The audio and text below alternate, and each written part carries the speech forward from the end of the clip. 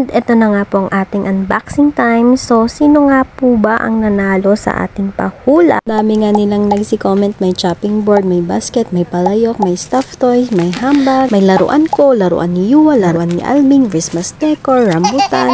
Sa dinami-daming nag-comment, merong isang lucky winner. Congratulations sa ating winner! So, hanger po ang tamang sagot, guys. So, ito po is binili ko sa my Shopee. Murang-mura lang siya, guys, compared dito sa ating festahan na napakamahal. And take note, guys, door-to-door delivery na din ito, kaya hindi ka na mahihirapan. So, mag-o-open ka na lang talaga at super used na siya. And ito nga is nag-order ako ng hanger na 12 pieces siya, guys, sa isang set. So 36 pieces yung yellow, green, and blue.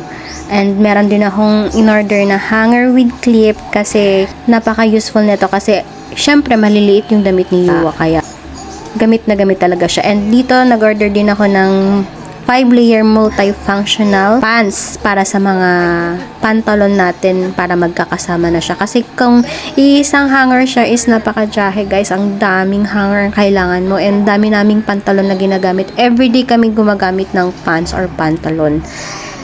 Kaya nauubusan talaga ako ng hanger kaya nag-decide na talaga ako na mag-super buy na tayo sa my Shopee at magpabudol na.